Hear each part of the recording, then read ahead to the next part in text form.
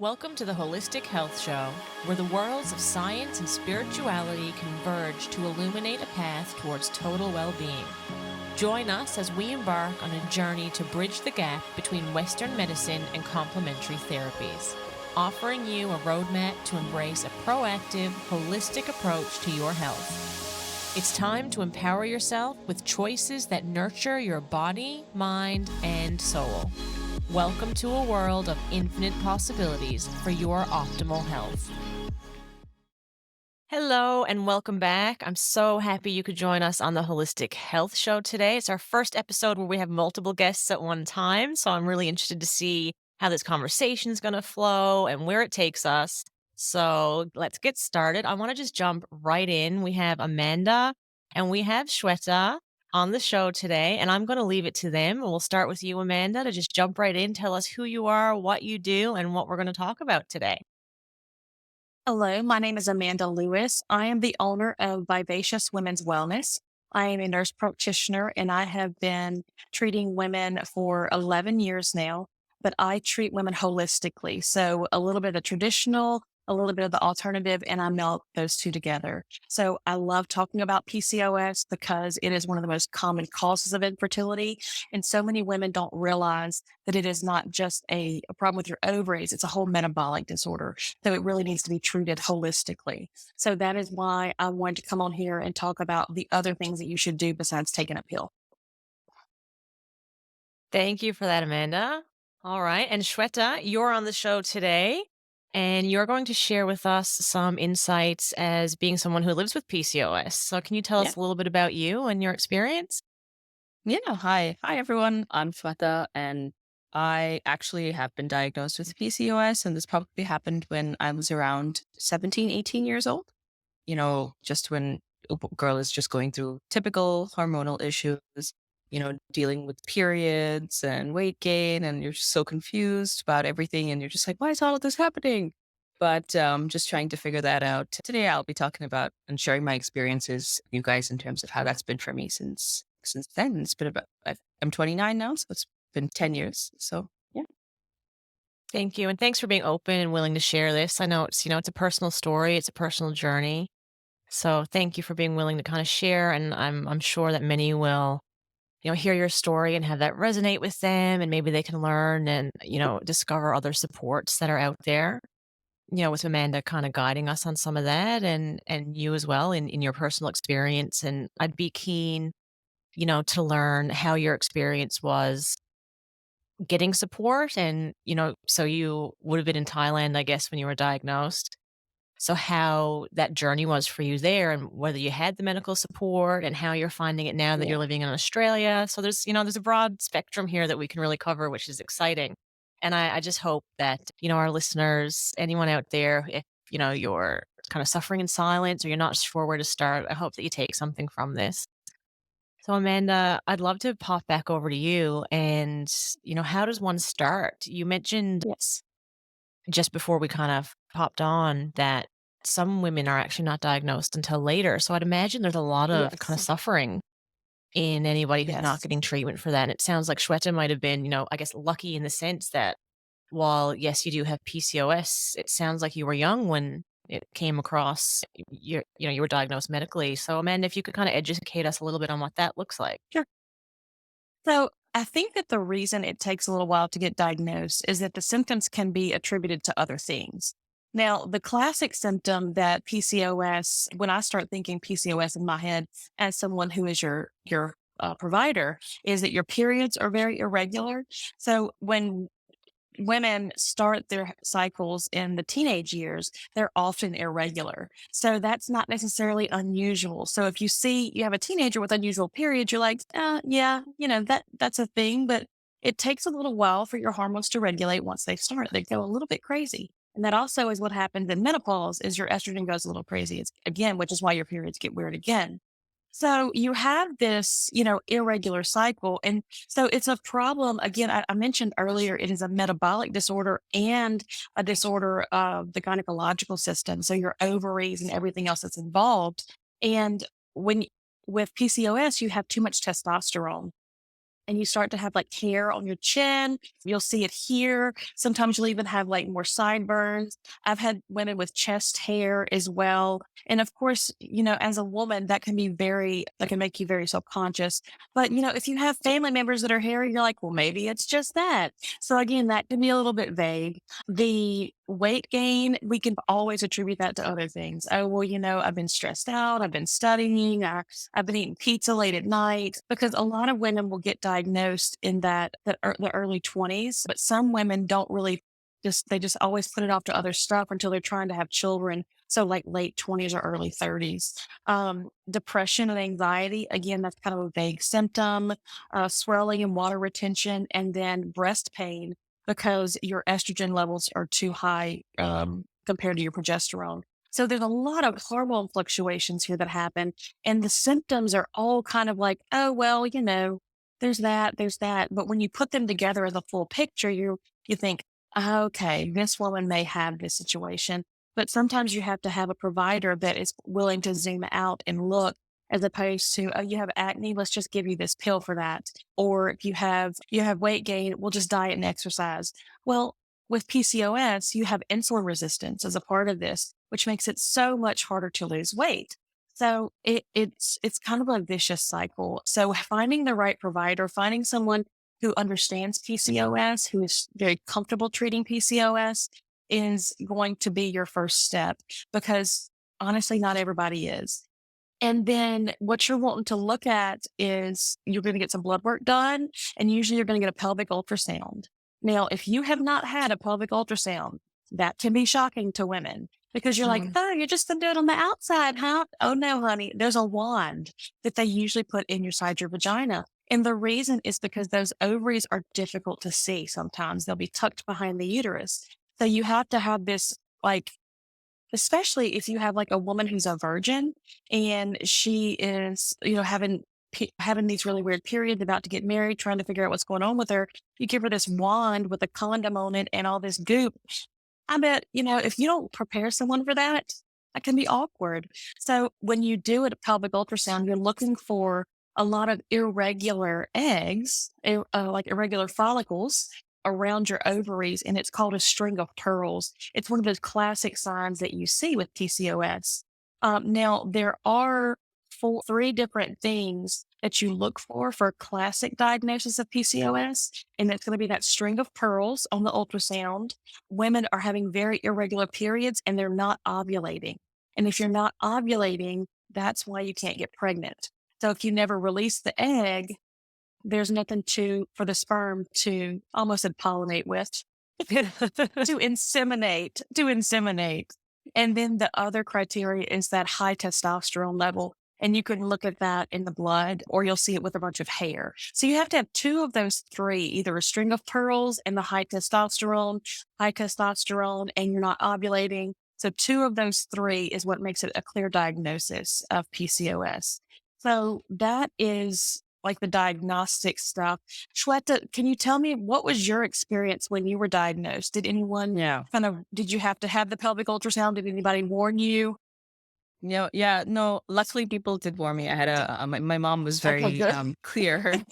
Like, she Good. definitely explained things comfortably for me. It was obviously like very new for me, but the only reason I went for a checkup was because I had irregular periods and I was putting on weight. Mhm, So that's why I was mhm, just like, what's happening? Like, like I was just a bit worried. So we went to the doctor and yeah, she did all like the things you said, like the blood tests, the ultrasounds, and, confirm that I do have like small follicles as well as, mhm, the like high levels of testosterone. So at that time, my mhm, periods were irregular, but now they're, because I'm controlling in terms of my diet, lifestyle, mhm, they're very regular. Like they come monthly, like it's on time, but I still do good. have the follicles. Mhm, So like I just did a recent checkup as well, and and even like the testosterone levels are more on the higher end of things, but again, it's not super high. I would say for me, mhm. it's more Yeah, on the just at the higher range of things.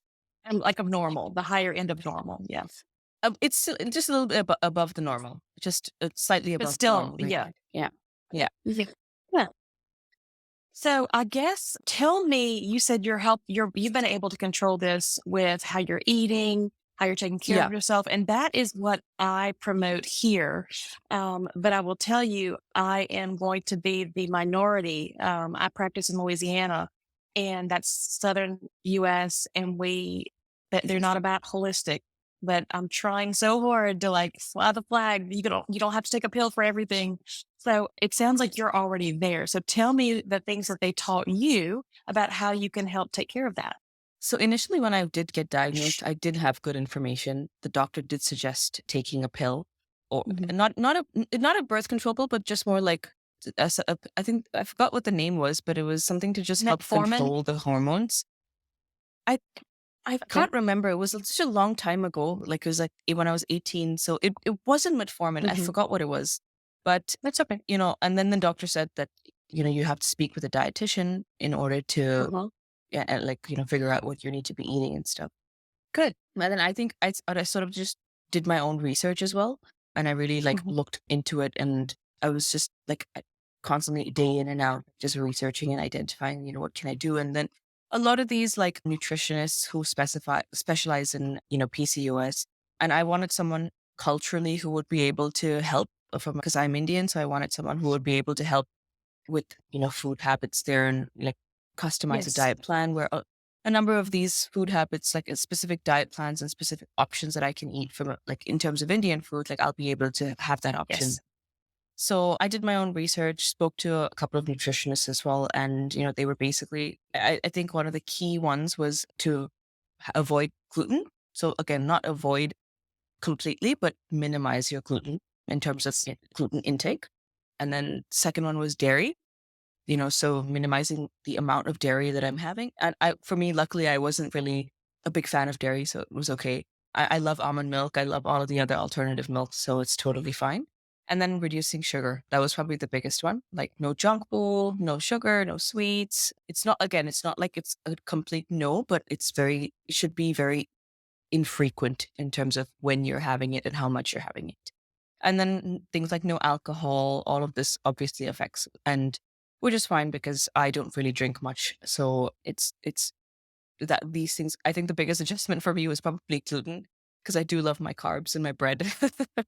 But yeah, these were the main things for food. And then again, when it came to working out, a lot of this, like I used to do a lot of these strenuous workouts, like kind of similar to like F45. So a lot of these hit workouts, like the high intensity workouts, and then CrossFit, things like that. So I found out that those are actually not good for you with PCOS because it elevates your cortisol levels, which in turn Yes, it elevates your hormone does. levels. I So love that's that what, you know this. yes. Yes. So I've done my research, but so then they were like, yeah, you can't be doing any of this. You need to be doing more slow weighted workouts. They need to be paced at a Yes. balanced level so that your hormones are, at the same level throughout. You're not like going crazy with your workouts, doing things like yoga, Pilates, slow weighted weight training, things like swimming, things that just keep you like your cortisol levels in check. So I started doing that. And at, before this, I was not losing any weight. Like even 1 kilo off the scale was not even moving. The minute Even I started, doing all of those high intensity workouts, right? nope, none of it. I Like I know. was It's because one you were kilo. what I'd say is it's like you've got a key to a lock and it looks like it's going to fit, but it doesn't. And it's when you finally change and do the right exercise for your body, all of a sudden the key fits and you start losing weight. I mean, even in this situation, it was like the first week that I started doing this, I lost about a kilo, and I was like, Wow. "This is insane!" Like, I was like, and Yeah. then in that first month, I lost 4 kilos, like literally a kilo each week, and I was like, Wow. "What?" So that was like a mind, like that was very very shocking for me, and I only started implementing all of this, I would say 4 years ago, 5 years ago. I really started getting very serious into it 5 years ago, just because before that I was like, oh, my periods are coming on time. Like they're not too bad. Like it's okay. The only thing was I was just not losing weight. So that was what I wanted to do. But yeah, I started doing it 5 years ago and I was getting really serious into it. And that's when I started to do my own research and I lost weight. But and I think now it's well because I have some knowledge in the space and I can follow specific diets as well. It's more about being consistent because again, You want to have S- some junk, you want to have some sugar, and it's Yes. hard to be consistent with that. So that's something even now, I'm generally like, sometimes I'll struggle with it where I'll be like, oh, like I need to be more consistent. But the minute I am consistent, things are like, I Back just to lose weight normal. really fast. Yeah. But it's just more like, you So just enjoy a little bit too. I call it the 80-20 rule. So 80% Yeah. of the time, do the right thing. And then 20% of the time, you can enjoy yourself without having to worry about it. So many Yeah. people like they'll go on these diets and then they'll like, oh my God, I have to have cake. And they'll eat like 6 pieces. Whereas if you're Yeah. doing the 80-20, you can have that piece of cake and you don't even feel like you have to finish it if you don't like. If you take a bite and you're like, oh, that wasn't worth the calories, you don't have to finish it. But if it was worth it, enjoy every bite. So that's when you're doing the 80-20, it's so nice because you can indulge without feeling guilty. Yeah. No, I completely agree. And I think I'm trying to adopt that approach as well. But yeah, it's just about balancing things. I'm really Okay. curious, Well, Shweta. go ahead. Yeah, that's all right. When you were doing your own research in that, was it difficult to find the right information or, because sometimes you can look things up. I presume you were, on the internet. And I know in myself, when I'm looking up things, there's a lot of contradictory information about different things out Yeah. there. It can be hard to know what's, a reputable source sometimes. And sometimes there's just not, the information isn't out there. It's not well known yet. Like when I was diagnosed with celiac disease, it was really hard for me to find good information that, was accurate and healthy and, I wasn't doing more damage to myself. So how did you find that whole process? And was the information Yeah. available to you in an easy, kind of readily way? Yeah. I would say like 5, 6 years ago, information on PCOS was not that big and not that easily available to find. And I was living in Thailand at that time. So again, it was again not that big even there. Like the doctors knew about it, but again, it was not an area where they specialized in or had that much information in. Um, so that's why I turned to the doctors more in India, just because it is a common issue in India amongst Indian women. So when I was doing my own research, I actually did find one specific nutritionist who had PCOS herself, and she was based in America. And I think I really liked the way that she organized everything. She organized like specific meal plans for each day, workouts for each day, like what you need to be doing. And she even, it was more holistic. So it was not just only working out, but she suggested things like meditation, just calming your hormones and doing that. So it was very, very holistic. So to find that took me time because everyone would just always like, I didn't find any information. It was just more like general information. Like you just need to lose weight. You just need to eat clean. But for me, it's like, what Mhm. do I need to eat? When do I need to eat it? What workouts do I need to do? Like I wanted to know specifics, like, just what do I need to do on a daily basis? But Yeah, you needed a plan. yeah, this nutritionist, she gave like a schedule, like a timetable. Monday, you eat this for breakfast, lunch, dinner, snacks, and then this is what your workout is.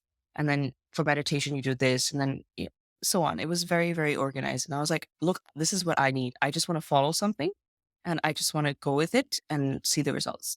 And that worked for me. I love that.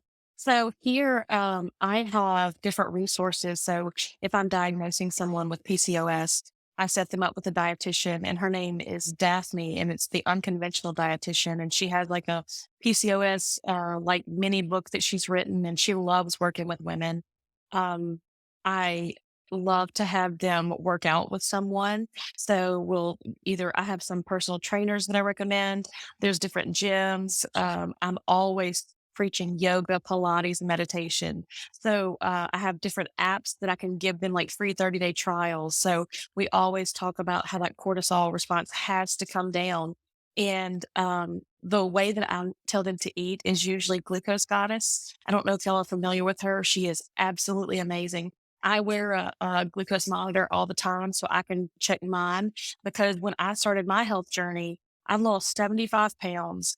I was insulin resistant. I was already on blood pressure medicine and I did not want to be diabetic. I have a family history of it. And I knew that if I was going to fight, I had to fight hard against genetics and my own self. So I did a whole life change And so the Glucose Goddess, her book is amazing. There's several podcasts. You're eating so you don't spike your blood sugar and have it drop really quickly. So she's preaching your whole grains, your proteins, eating your vegetables, staying away from too much fruit. And then she just her whole life story is really interesting. For her, eating this way finally healed her of what they had been calling mental illness forever, but it was just brain fog because her sugar was just going up and down so much.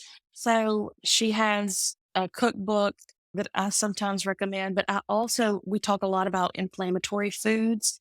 And so Yeah. if people want more of a strict thing, I tell them either Mediterranean diet or Galveston diet, because those are going to be focused on your proteins, healthy grains, vegetables. And it's just so much better for your body. When you eat that way, you feel so much better. So I love that you have mentioned the cortisol. I also have my clients, we use berberine as a supplement, or inositol, or myo-inositol is another word. So these supplements, berberine specifically helps with blood sugar control, and then inositol helps with insulin resistance. So those are two. And then, of course, I mean, I think everyone in the world has heard about Ozempic, Wegovy, semaglutide. So these are peptides, and peptides are amazing, and they have helped with weight loss. They have changed the obesity game. But it's not just weight loss. It also helps to decrease inflammation. Yeah, inflammation. So chronic inflammation is going to be the cause of diabetes and heart disease and all of these other things that kill us in the end. So if we can get a hold of that, we can prevent people from getting there.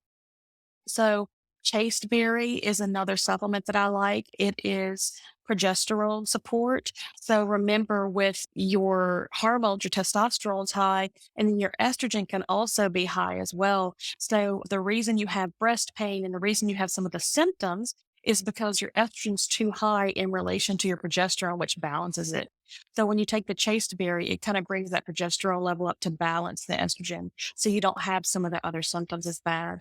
Some people will do progesterone just on days 12 to 26 to help with a lot of the symptoms and try to help you ovulate. Because again, when people start looking to get pregnant, you have to make sure that you're ovulating. If you don't release the egg, you won't get there.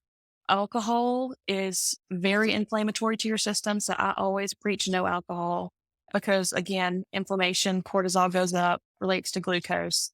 And then the other thing that for stress reduction, I'm sure that you know about this with Indian medicine, but ashwagandha, the adaptogenic herbs, those are going to be instrumental in helping you lower your cortisol levels, getting your stress down so your body can handle the stress that it does have coming in.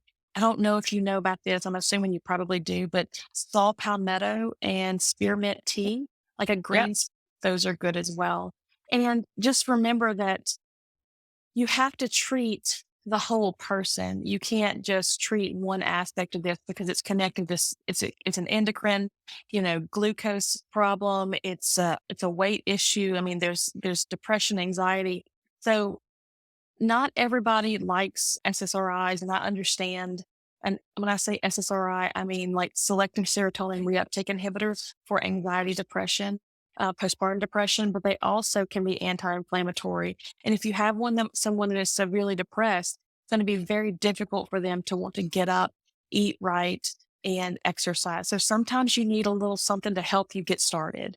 And that doesn't mean it's a lifetime thing, but it may just be what you need for the moment. So just make sure, if you suspect that you have PCOS, find someone that will listen to you and advocate for yourself. Okay. PCOS, there's a website that I was looking up earlier, it's called PCOSAA.org. I think that's Advocacy Association. I'm sorry, PCOS is called Awareness Association. So they do have a lot of good information there. And you are going to find find a nutritionist that you like, look up somebody on TikTok, see who you can follow. There is a man who, when his wife was diagnosed with PCOS, they together developed a whole way for her to eat and created a cookbook. Do you know what I'm talking about, Shweta? Yeah, Have you I heard of do. that? I think she's one of the dietitians that I follow on Instagram, but I Yes. forgot her handle, but I think her name is Talene. So it's a husband wife couple, and they Mhm. basically just make a number of reels and TikToks, and they do podcasts, and they talk about PCOS and working out. And her husband's a personal trainer, I believe, so he also curated workouts, and they've made like a program and stuff for women out there to purchase and follow. So again, a lot of this you can help fix yourself. If you suspect that you have it, it's always nice to go ahead and have a diagnosis, but a lot of this is going to be on you. There's not a magic pill that's going to fix this. You just have a few more challenges and you've got to figure out a different key to unlock everything for your body. I think that's all I've got. Shweta, did you have any questions for me or Um, anything that you wanted to talk about?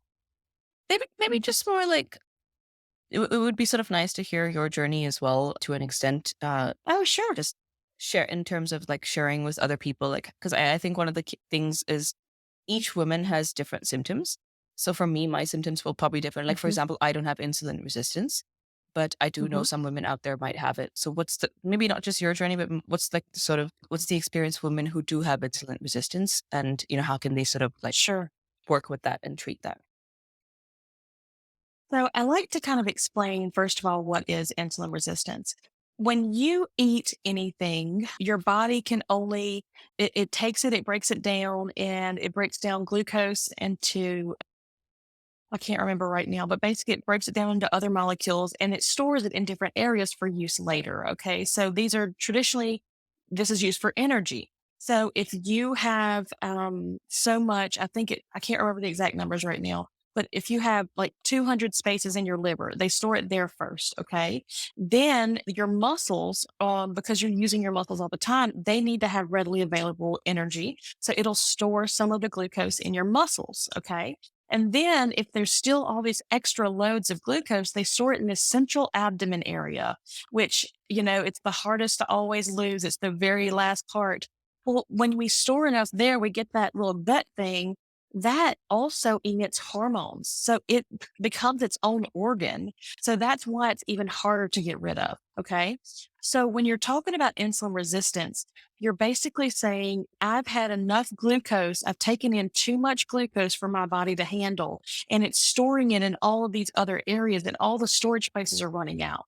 So your pancreas produces insulin, which helps to balance this out. Well, your pancreas can only do this for so long before you start to just sugar in your blood everywhere because there's no other place to store it. So, is your warning that you're going to get diabetes if you don't take care of this. Okay. So when your annual blood work is done, you need to make sure you're getting a fasting insulin level if you suspect that you may have a blood sugar problem or if you have a family history. Okay. Once your blood sugar starts going up, you've already had insulin resistance. That's already a problem. Okay. So when you when you eat differently, you're not eating so much glucose. You don't have to hide it and store it in places. Your body can go ahead and when you're exercising and working out, can use the glucose that you already have stored there. Then when it uses all of that, it can go get it from the extra places you've been tucking it. Okay. So the extra places in your muscles, the extra places in your abdomen. So when you have a fatty liver, that's because you've also been eating too much stuff and they don't have any other place to store it. So the fat gets stored in your liver. Like it tries to store it in different places. Your body tries to achieve homeostasis and tries to keep everything going. But if we keep eating just junk, you're not giving your body what it needs. So for me, that was a huge revelation. And I read about that when I was learned about the glucose goddess and why, like, because I had insulin resistance and why I had it and how to fix it. So you have to eat better, you have to drink your water, and you have to move your body. And when I first started, I could barely finish a workout with my trainer. And I just had a session with her last week, and she said, "You just flew through that." And I said, "I know, I barely got winded." I said, "It felt amazing. I feel so strong."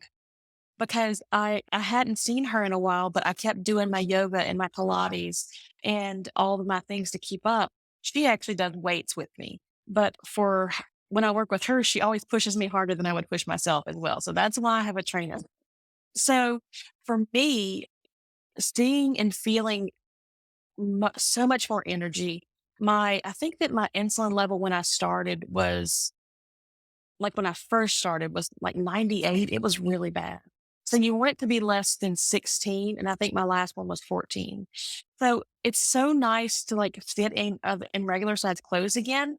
But it's also nice to see that the work that I'm putting in is literally, I am adding years to my life by taking control. So I mean, I am in the South of the United States. I still drink sweet tea. Okay. But I might eat a salad when I drink it. Okay. I still will have dessert, but I follow the 80/20. I'm going to eat great most of the time. And then I'll indulge a little bit and I won't feel guilty at all. So my journey it's been up and down. I mean, you have good weeks and you have bad weeks, but as long as your good outweighs your bad, and every time you get knocked down, you say, oh man, that hurt. And you get up and you start again. So to me, success is you just choose, you have to choose you. You have to choose, extending your life every single time because I've gotten knocked down a lot, but it doesn't matter. The only choice I have is to get up. I'm not going to quit. So and so with my stuff, like I said, I changed the way I ate. I changed the way I worked out. I started working out again because I had stopped completely. And then the other medication that's helped me so much is Manjaro, tirzepatide, those peptides. I had never understood what they meant by satiety before. Like I don't need to finish eating my whole plate. For me, this medication not only helps with appetite suppression, it turned off this thing in my brain that said it was a scarcity mindset where if I didn't eat all of this, I would never be able to eat again. And when that turned on, I'm able to eat without overeating. I'm able to choose I make better choices because I'm in my right mind, not my craving mind. That everybody has that hangry moment where you let your blood sugar get too low and you're going to eat anything in sight. So it allows me to eat more from my rational mind. So I hope that kind of explained me. Yeah, awesome. Thank you so much for sharing that. It's so good to hear and just understand how it works for everyone else. Because for me, my journey Mhm. was definitely very different, just in terms of what I need to be managing, in terms of like my blood levels and checking all of that. But yeah, thanks for sharing that. Yeah, of Yeah. course. Thank Thank you you. both for sharing. It's going to be great for anyone listening. And I think it was you and I, Amanda, on an earlier episode together when we were chatting, had discussed, just the lack of education. And sometimes it's kind of taboo to talk about these sorts of Yeah. things, and it absolutely shouldn't be. And we should be having the conversations and helping people feel more comfortable and having, sharing a safe space. And so that people can hear the different stories because like Shweta Yeah. said, she doesn't have some of the symptoms that you've had. And so she might not feel like fits in this box. And then so why would she how would she come, get the diagnosis that she needs or seek help if the education isn't there and the people aren't having the Mhm. conversation? So, when you two come on and publicly share, it's like I said, it's a personal journey and it can help so many others when you do. So I really thank you both for offering us that space today. And I'd like to offer everyone who's listening, the opportunity if you suspect that you or a loved one has PCOS or, you have questions that you might not feel comfortable, absolutely reach out. We'll share Mhm. Amanda's information and any questions that you might have if you're happy to message me or you can, just comment on if you're watching this on YouTube and you want to just put the comment there, I can definitely feed that through. So we just, offer everyone who's listening a space to feel welcome and safe, that you can ask some questions. And if you have anybody that, you care about or you think might benefit, absolutely share this video with them and, flick through the resources that we'll share belonging to Amanda, even if it's just to ask a question. I think Amanda, you mentioned earlier, again, you'd be happy to answer those. So we Yes. want everyone to feel like, if you have a question, just ask it. Because Absolutely. someone else has the question and is too scared to ask Absolutely. it. Yeah. Yes. Yeah. Yeah. And we want to start the conversation. We want to talk about women's health and sexual health and period health. And it Mhm. is very overwhelming as a woman to Yes. be having menstruating or, starting puberty. That in itself is overwhelming when everything is normal. So when you Yes. have these, atypical symptoms or pain, it can be a lot and you don't know what's normal. And yes, everyone gets cramps and you get your headaches and you get your mood swings and things, but it doesn't have to be extreme and debilitating, No. and there is help. Yes. Mhm. Yes. All right. Well, thank y'all so much for having me. And Shweta, good luck with everything. It was very nice to meet you virtually. Yeah, thank you for having me as well. It was so nice to meet you. Thank you for all your knowledge in the space. I definitely learned and took away some more information on PCOS. Thank you. Okay, great. Thank you.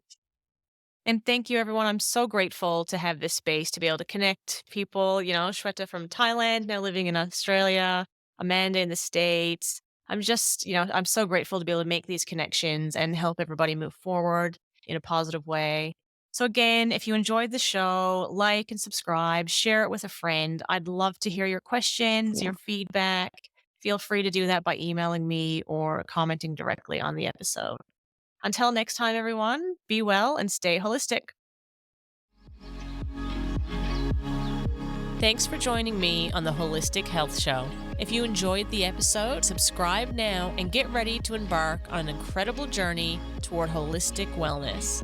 Until next time, be well and stay holistic.